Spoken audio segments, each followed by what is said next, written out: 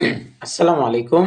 সবাই কেমন আছেন? আশা করি সবাই অনেক ভালো আছেন। আচ্ছা, আজকে আমরা আলোচনা করব সিমটেক্স নিয়ে। সিমটেক্স কেন টেক্সটাইল সেক্টরটা বেশ ভালো করছে। সামনে খুব ভালো করতে পারে পুরো সেক্টরটাই।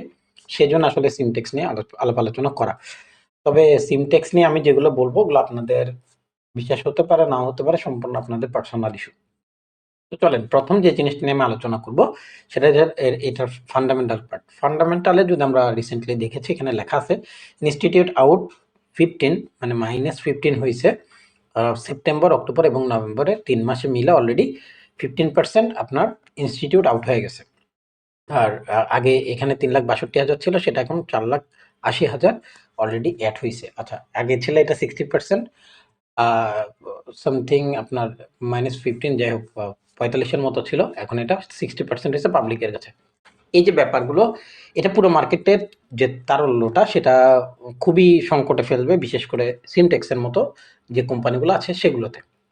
এখন আমাদের আসলে দেখার বিষয় কি বা আমরা আসলে কি নিয়ে আলাপ আলোচনা করতে আসছি মূলত সেটা হচ্ছে প্রাইসটা কতটুকু ড্রপ করতে পারে। এটার যদি একটা সামেশন আমরা দাঁড় করাতে যাবে, আমাদের অবজারভেশন নিতে যাই, তাহলে আমাদেরকে কি করা উচিত? তো প্রথমে আমি যে জিনিসটা নিয়ে আলাপ আলোচনা করব সেটা হচ্ছে ফিবোনাচি। ফিবোনাচির ক্ষেত্রে আমরা দেখতে পাচ্ছি এটা 61 এর লেভেল। আমি এটাকে আপাততর জন্য ওমিট করে দিলাম। আমাদের 50% এর লেভেল ওমিট হওয়া দরকার ছিল, করেছে। 61 এর লেভেল আমার কাছে এই মুহূর্তে কোনো দাম নেই। আচ্ছা, যদি দাম না থাকে আমরা শুধু একটা প্রাইসকে রাখবো 18 টাকা 70 পয়সার লেভেলকে হিসেব করে আমরা বাকি কাজগুলো আগাবো। তো এখন আমাদের যে মূল ব্যাপারটা সেটা হচ্ছে এইখানে দেখেন প্রাইসটা যখন এই প্রাইস পয়েন্টে যেখান থেকে প্রাইস এতটুকু মুভ করেছিল ওখানে আসার পরে প্রাইসটা মাত্র একদিনই হোল্ড করেছে, তারপরে পড়া স্টার্ট করেছে। তো আগামী দিন অর্থাৎ আগামীকাল বৃহস্পতিবারে প্রাইস যদি এটা নিচে ট্রেড করে 22 টাকা 46 পয়সার নিচে যখন ট্রেড করে ফেলবে, প্রাইস আবার কিছুটা ড্রপ করে এখানে কিছুটা হোল্ড হতে পারে। কেন? এখানে আমাদের কাছে এটা যেহেতু 61 এর লেভেল, কম বেশি পাবলিক ফিবোনাচি দেখে হয়তো এখান থেকে কেউ বাই করবে। আমাকে যদি কেউ পার্সোনালি প্রশ্ন করে যে ভাই আপনি কোথা থেকে বাই দেখা স্টার্ট করবেন, সেটা পরে, ওটা আমি আপনাদেরকে একটু পর এক্সপ্লেন করতেছি কেন আমার কাছে ওই প্রাইসগুলো আসলে এখন পর্যন্ত ইম্পর্টেন্ট না। তো আমি এটা থেকে প্রথমেই নিজেকে হাত গুটিয়ে নিয়েছি। আমি 22 টাকা 8 পয়সায় কি করবো না, বাইয়ের কোনো থিঙ্কিংয়ে রাখবো না। আচ্ছা, গেল। এরপরে আমাদের মান্থলি এর ভাইস ভার্সা লেভেল হচ্ছে 21 টাকা 10 পয়সা। হ্যাঁ, প্রাইসটা যখন এখানে আসবে আমি মোটামুটি এনশিওর না হলেও মোটামুটি আপনাদেরকে একটু কথা দিতে পারি 7 to 10% মোটামুটি আমাদেরকে আপ মুভ দিতে পারে। এটা মোটামুটি প্রিটি শিওর। তো আমাদের আমি এখানে দাগও দিয়ে রেখেছি দেখেন 21 টাকা 10 পয়সা থেকে শুরু করে আমাদের টার্গেট হচ্ছে 23 টাকা 89 ও 29 পয়সা পর্যন্ত। তো এইটুক পর্যন্ত গেলে দেখা যাচ্ছে এটা যে আমাদের রেসিস্ট্যান্স লেভেলটা আছে, আমি আপনাকে একটু দেখাই। আমরা যদি এটাকে বেসিস ধরে আগাই তাহলে আমাদের এইটা আসতেছে হচ্ছে এইটুক পর্যন্ত 9% মতো। আমি 9% দিলাম প্লাস মাইনাস বাদ দিয়ে। তো এটুক পর্যন্ত আমাদের কম বেশি সে আমাদেরকে একটা প্রফিট দিয়ে যেতে পারে। এখন আপনি বলতে পারেন ভাই তাহলে আমরা 10% জন্য ট্রেড করতেই পারি। আপনার ইচ্ছা করতে পারেন, তবে বেরোতে পারবেন কিনা জানি না। কারণ এটা প্রথম দিন স্পাইক দিয়েই উঠে যাবে।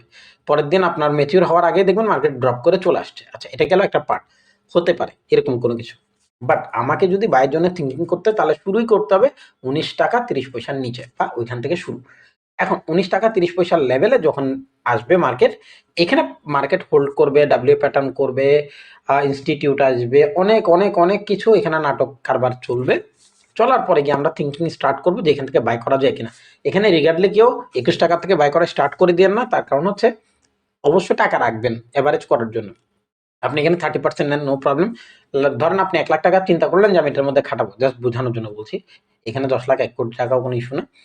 1 লাখ টাকা খাটাবেন, তার মাত্র 30,000 টাকা হয়তো আপনি 21 টাকা 10 পয়সার লেভেলে ইনজেক্ট করতে পারেন। পসিবিলিটিস ভেরি হাই, এখান থেকে প্রাইস মুভ করে যেতে পারে। 100% বলে কোনো কিছুই নেই। আমার কথা তো ভুলেও মার্কেটে হাত দেবেন না, কারণ আমি ডুবাবো জায়গাটাই, আমি সিধা কথা বলি। তো আমার কথায় কেউ বাইটাই করিয়েন না। আমি মার্কেটের সিচুয়েশন যা হয় সবসময় সেটার উপর বেসিস পয়েন্ট আপনাকে বলতেছে 21 টাকা 10 পয়সা মার্কেটে কাজ করতে পারে। যদি না করে সেক্ষেত্রে আমাদের পরবর্তী লেভেল যেটা হবে সেটা হচ্ছে 19 টাকা 30 পয়সা থেকে আমাদের বাইং এর জন্য দেখা স্টার্ট করবো। অর্থাৎ আমরা এটাকে ওয়াচের জন্য বলি, স্টার্ট ওয়াচ যেটাকে বলি। তো আমাদের শুরুই হবে 19 টাকা 10 পয়সার নিচে, 30 পয়সার নিচে যখন মার্কেট ঢুকবে, বা এখান থেকে আমাদের যে এরিয়াগুলো আছে এখান থেকে আমরা বেসিক্স যে এরিয়াগুলো মার্ক আউট করবো বা করি, ওখান থেকে আমরা শুরু করব যে না এখান থেকে আমরা দেখা শুরু করব। তারপরে হচ্ছে বাই থিঙ্কের চিন্তা ভাবনা। তো আমার সিনট্যাক্স নিয়ে অলরেডি 2-3টা পোস্ট করা আছে আমার যে হোয়াটসঅ্যাপ গ্রুপ আছে যেখানে আমি প্রতিদিন আপনাদের সাথে অ্যানালাইসিস শেয়ার করি, কথা বলি, প্রশ্ন উত্তর দেই।